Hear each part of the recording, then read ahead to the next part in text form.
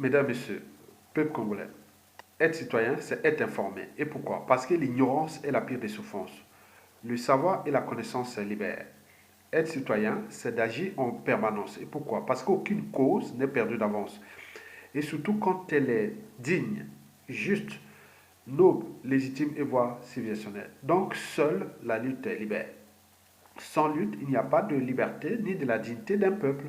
Sans lutte, aucune justice ne sera rendue à un peuple. Sans lutte, il n'y a pas de progrès. Sans lutte, il n'y a pas de paix. Mesdames, Messieurs, peuple congolais, le plus grand pigeon voyageur du monde est bloqué sur place en cause le coronavirus. Mesdames, Messieurs, peuple congolais, chaque fin de mois, Denis Sassou Nguesso avait l'habitude de voyager pour retarder le paiement des salaires des fonctionnaires. Et là, on ne voit plus ces chiens remplir les artères de Brazzaville pour barrer les routes.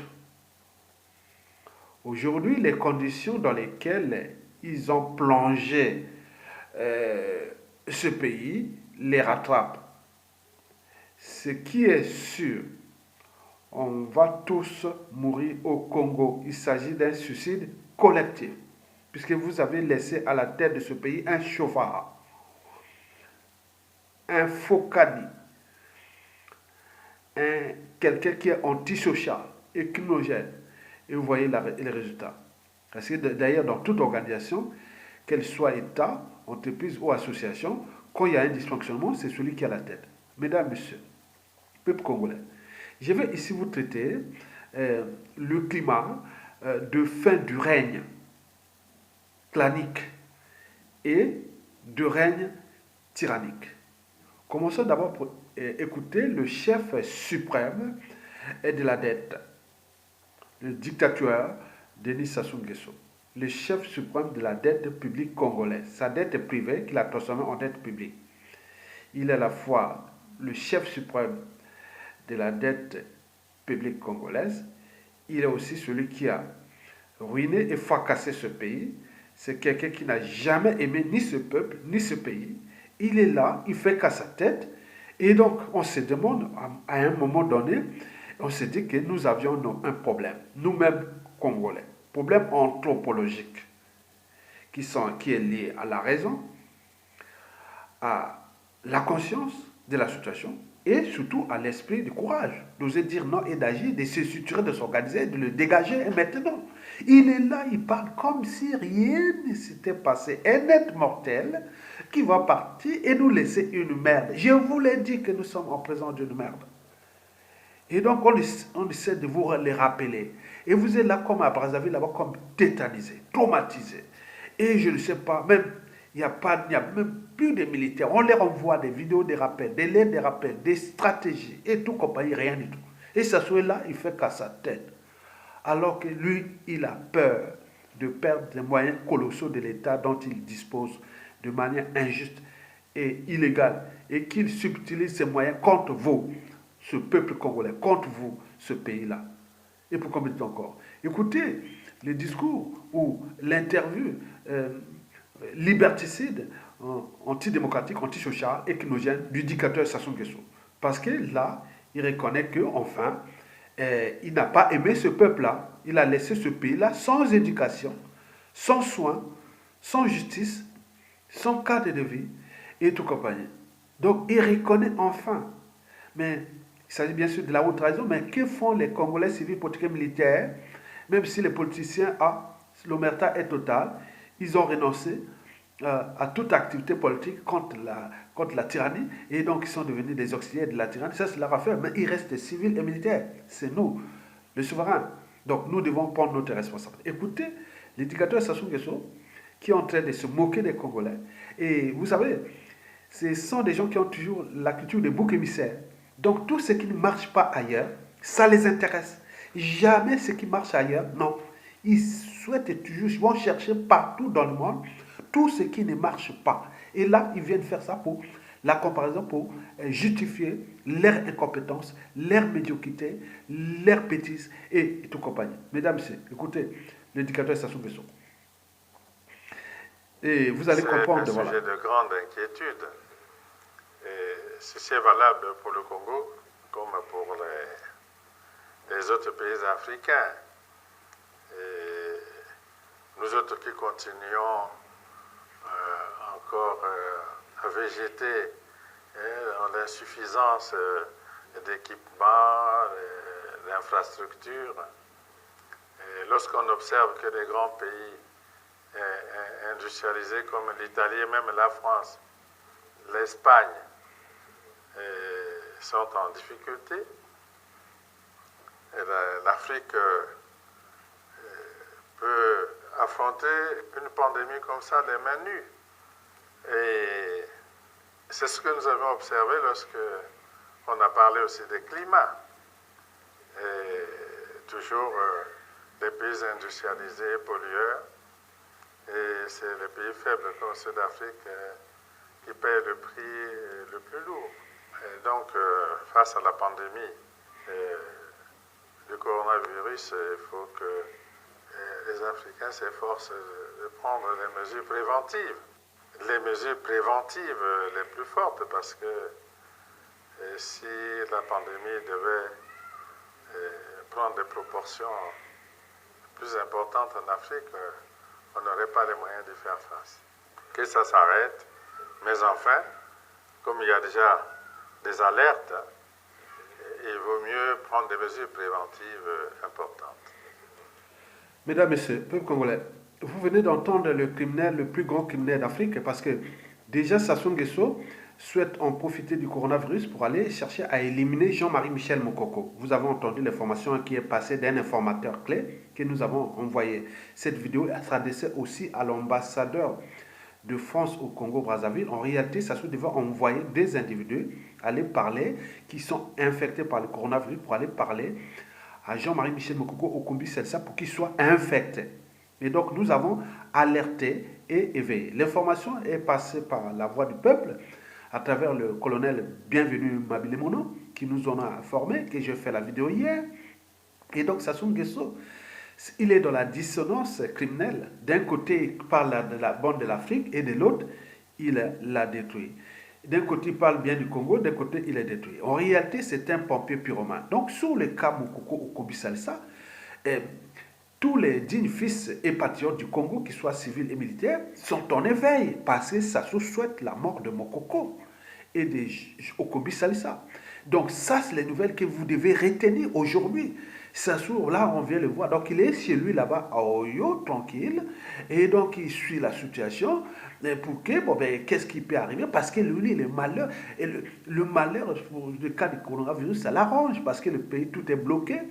Et comme le peuple ne le menace pas, parce qu'il a terrorisé, traumatisé ce peuple, il utilise la violence et tout compagnie, et donc il croit qu'il va maintenir sa tyrannie, qui est par la violence et la terreur, alors que c'est un piège. Donc revenons sur le cas Jean-Marie Michel Mokoko et au Kombi-Selsa sur le coronavirus. Donc c'est une information qui est réelle, c'est un informateur, un lanceur d'alerte.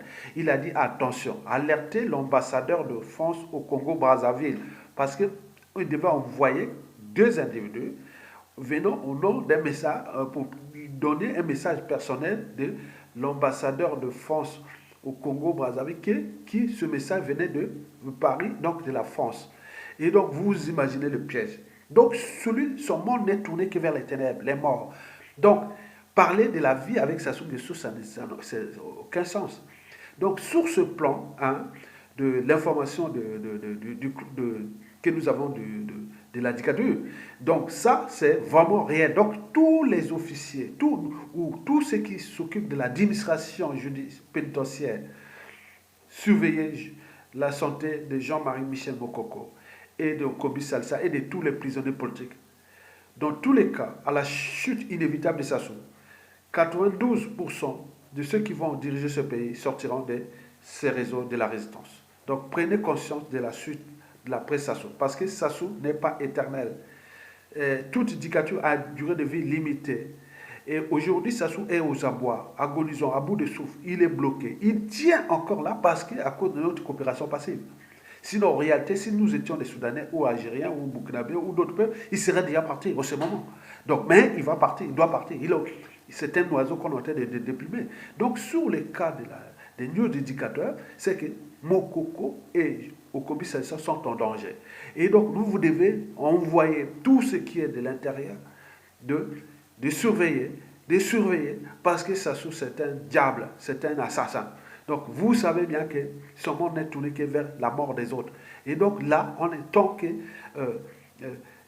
Sassou Nguesso ne sera pas mis hors d'état de nuit, ce peuple sera toujours en danger. Parce qu'il subit tous les moyens colossaux de l'État qu'il utilise contre nous. Mais une fois ces moyens récupérés, la paix aura changé de corps. Mais en attendant, mais lui terrorise la population, surtout sur différentes échelles. À l'échelle nationale, comme des diasporas. Maintenant, avec le coronavirus, il est un peu bloqué. Donc, quelque part, il boude, parce que tous ces moyens d'action sont un peu bloqués. Et donc, à la sortie de cette crise de coronavirus, Sassou Nguesso va chuter. Ça, c'est sûr et certain. Il est sûr et certain, dans 100% des cas. Nous le savions. Mesdames, Messieurs, peuple congolais. Ce n'est pas de la sorcellerie. On verra en termes d'indicateurs macroéconomiques, quand les créanciers, quand plein de choses vont arriver à la sortie de ça, il va tomber. Vous allez voir ça. Ce sera fini. Vous avez tout compris. Mesdames, Messieurs, peuple congolais, des dernières news de la dictature aux news du fin de règne clanique. Du fin de règne clanique. Quand je parle de fin de règne clanique, c'est que je parle du clan. Je vous ai dit depuis 2019 déjà que le clan se divise, se déchire. Hein. Il y a la guerre des égaux, il y a les conflits d'intérêts, il y a les guerres de succession, des dynasties et autres. En réalité, Denis Sassou Nguesso a déjà choisi son camp. Son camp, c'est celui de son fils, Denis Christophe Sassou Nguesso. Il croit que, comme il les Aïrois, au cas où il peut passer en force pour les placer, la RDC pourra venir en renfort militaire pour venir aider son fils à prendre le pouvoir par la force au Congo-Brazzaville. Et donc, s'il réussit, le Congo pourra devenir une province de la République démocratique du Congo. Et ce que les nationalistes civils et militaires, non, c'est pas possible. Et là, le risque, ça se joue là, parce qu'il risque de monter la xénophobie entre nos frères de la RDC, qui, au niveau des officiers, commence à monter. Attention, donc nous avons eu beaucoup de tensions entre les deux pays, donc Sassou Nguesso risque de créer à partir de son fils cette situation-là. Mais il a déclassé le côté de ses neveux. Donc le clan se divise. Donc côté des neveux, c'est-à-dire il y a Jean-Dominique Okemba, le patron des services secrets, le neveu, et qui, aujourd'hui, on dit que le divorce interne est presque consommé. Explication. Denis Sassou Nguesso veut placer coûte que coûte son fils. Il a commencé déjà par enlever les pions de Jean-Dominique Okemba. Déjà, il a enlevé tous les réseaux de Jean-Dominique Okemba et Digan Nguesso à la mairie de Brazzaville. Vous avez vu, hein? On vient de savoir, on vient de connaître que c'était les réseaux Jean-Dominique Okemba et Digan Nguesso. Donc, mairie de Brazzaville, on a placé un intérimaire qui est des réseaux de Denis Christophe Sassou Nguesso qui assure en ce moment l'intérim, qui fait partie des réseaux de Denis Christophe Sassou Nguesso, les Aïrois, et en complicité avec son père. Vous avez vu au budget, on a enlevé tous ces gens-là, au trésor public et tout. Ils sont maintenant à la DGST, d'autres en prison. Donc c'est tous ces réseaux-là qui sont en train d'enlever. Et ce n'est pas tout. Serge Aubois, qui faisait partie des sécurités présidentielles, il a été aussi envoyé à la DGST et aujourd'hui on parle d'un colonel Atipo qui va prendre sa place. Et donc on parle aussi on parle même au niveau de la DGST. Le fameux colonel Obara, qui signait les passeports là. Vous avez des passeports partout, on voit colonel Obara. Lui, il va être démis de ses fonctions parce qu'aujourd'hui, il ne peut plus signer des dossiers qui concernent les poches. Et donc, le reste, il va être enlevé et remplacé par le colonel Atipo. Et donc, Serge Aubois, rectification, Serge Aubois, donc on cherchera quelqu'un pour remplacer Serge Aubois à la sécurité présidentielle. Donc, on est en train de tout chambouler à notre insu, et donc nous sommes là en train de constater comme les moutons. Et donc là-bas, ça chamboule au sein du clan. Et donc, aujourd'hui, Sassou Nguesso, c'est comme un serpent qui est en train de mordre sa propre queue. Et en mordant sa propre queue, il est en train d'injecter le venin. Donc il va mourir de son propre venin. Donc au sein du clan, il faut savoir laisser du temps. Donc ils vont se bouffer entre eux.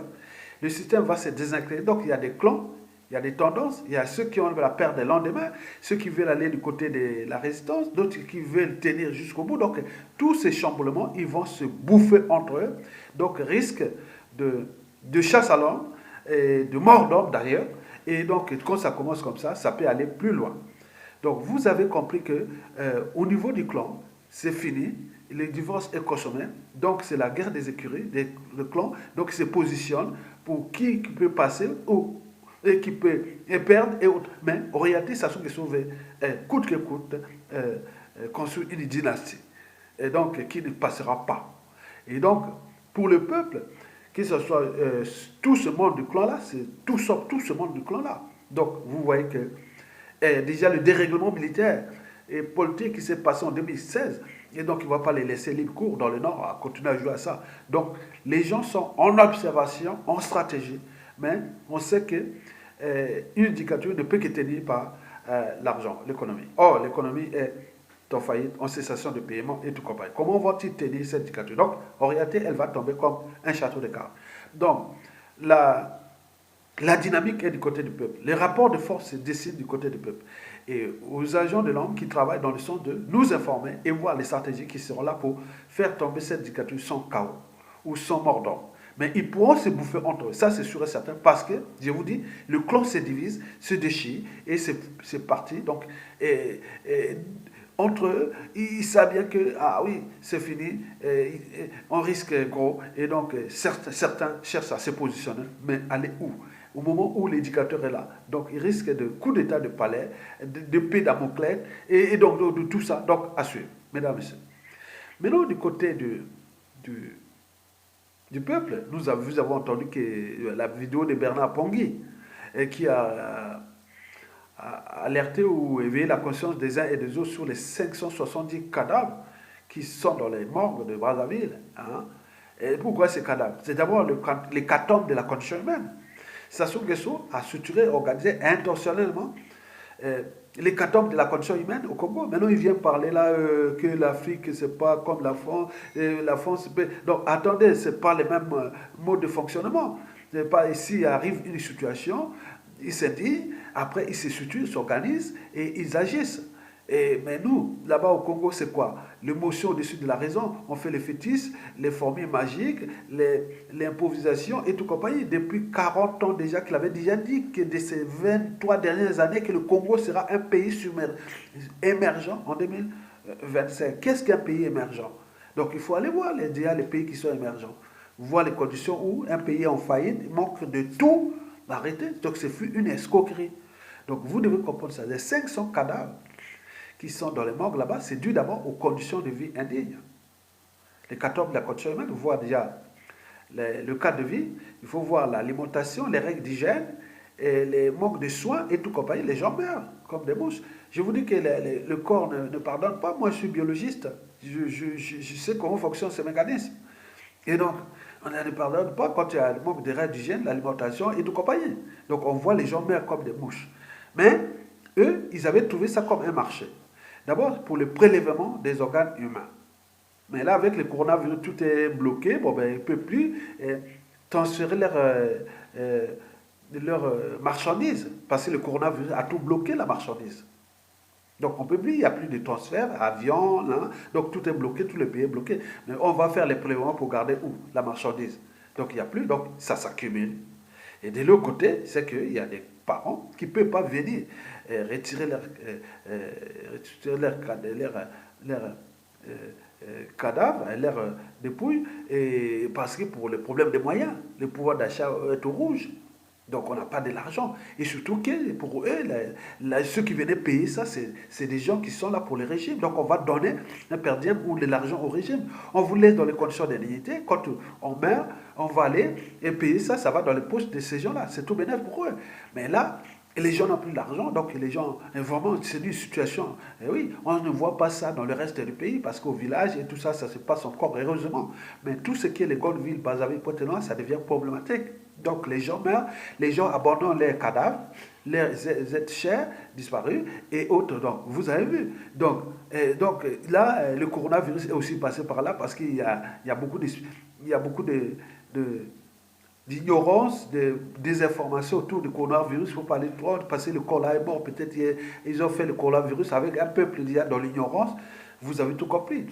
Vous savez bien, aussi bien qu'il y a beaucoup des anciens cadres congolais ou des anciens ministres autres qui sont morts ici en France, en Occident, on ne peut pas les ramener au pays là-bas parce que risque de mutilation et de ça, parce que Sassou Nguesso, c'est un angibis cannibale, Dracula et tout ça, donc ils font des trafics d'ossements et de la fausse franc-maçonnerie et tout compagnie. Donc ce pays-là est devenu un bouillon de culture antisociale et criminogène. Donc, vous venez de comprendre que toute dictature a un début et une fin. Sassou Nguesso est en fin de règne et tous les indicateurs sont au rouge, indicateurs sociopolitiques, macroéconomiques et surtout de tout ce qui est des interactions entre le pouvoir et ses créanciers et autres. Donc, il n'attend plus que les détonateurs. Le détonateur viendra pendant la fin du coronavirus. Parce que, en ce moment, pour que l'économie mondiale reprenne et que le modèle économique de Sassou est basé que sur le pétrole, il ne va pas avoir ça et il a des dettes avec les créanciers. Et donc, tout ce qui s'est passé au pays pendant ce temps-là, donc nous préparons pas à pas la chute inévitable et inéluctable du dictateur de Sassou Nguesso. Donc, pour ceux qui continuent à jouer encore, à faire l'apologie de la dictature, oui, ce sont des indigènes. Et ces gens-là, à un moment ou l'autre, ils seront récupérés. Et c'est eux qui vont ils vont faire le sale boulot pour la restauration. C'est-à-dire s'occuper de nos anciens bourreaux. Parce qu'eux, ils n'ont pas franchi les barrières de la civilisation et de la société. Et donc, c'est eux qui font l'apologie. Ils continuent à jouer encore comme si Sassou peut encore tenir. Non, Sassou ne tient qu'il y avait la France-Afrique. Et la France-Afrique, à la sortie de ce coronavirus, il va certainement nous donner un coup de main. Parce que la situation de Sassou devient aussi problématique pour la France-Afrique, pour les intérêts de la France, surtout avec les CFA, avec les données, oui, déjà les CFA, les réserves et tout compagnie. Il y a beaucoup de choses. Bon, les régimes politiques passent, le peuple demain. Donc à un moment donné, il va prendre ses responsabilités parce que Sassou est quelqu'un qui est déjà inutile pour la France-Afrique qu'il avait placée là à un moment donné, dans un contexte donné. Maintenant, les choses changent, les époques ont changé. Donc il faut changer de paradigme. Donc la France veut aussi se positionner après le coronavirus à l'échelle de son précaré qui sera aussi le soutien de son économie dans les années à venir. Donc on ne va pas laisser détruire ce précaré à cause d'un individu, Sassou Nguesso, qui est devenu pire que le coronavirus, Ovidi et tout compagnie. Moi, je voulais terminer pour demander à Doukaga Destiné qui a insulté les gens qui ont dit que Clément Mwamba, il n'a pas su gérer la crise du coronavirus et qu'il faut aller voir. Clément Mwamba reçoit les ordres du président de la République. Mais non, il n'y a pas de président de la République, nous avons un indicateur. Il n'y a pas de premier ministre, nous avons un premier sinistre. Donc vous êtes tous pourris. Et je l'ai dit d'ailleurs à Destiné Doukaga, arrêtez de te gonfler comme ça. Parce que il faut se dire que ça se va tomber. Je l'ai posé la question dans Twitter. Doukaga, ministre de la Jeunesse et de la Jeunesse, voilà, qui a fait terroriser les jeunes. Je t'ai posé la question de savoir, as-tu déjà préparé la fin de la dictature de Sassou Nguesso? Si oui, si vous restez au pays, vous courez à 100% des cas, dans 100% des cas, le risque de passer des années en prison. Ça, c'est sûr et certain. Si Sassou tombe, vous restez au pays, vous serez parmi les contingents, les premiers prisonniers qui seront en prison, 100%. Par contre, si vous fouillez à l'étranger, là, c'est une autre affaire. Votre exil sera tumultueux. Et au pire des cas, vous pouvez devenir les apatrides comme les autres. Donc, attention. Donc, cette fois-ci, ce n'est pas parce que Sassou tombe, il était au nord, les gens venaient au nord, au sud, de dire oui, c'était les côtes du nord. Non, non, il n'y a rien, il n'y a plus rien. Quelqu'un qui ne va pas venir dire ah oui, c'était les nordistes ou c'était les sud. Non, non, non. Vous, du nord au sud, de l'est à l'ouest, ceux qui ont été responsables de cette catastrophe, de la condition humaine et de ce pays ruiné et détruit, viendront répondre leur responsabilité politique historique. Mesdames et messieurs, je vous remercie et à bientôt.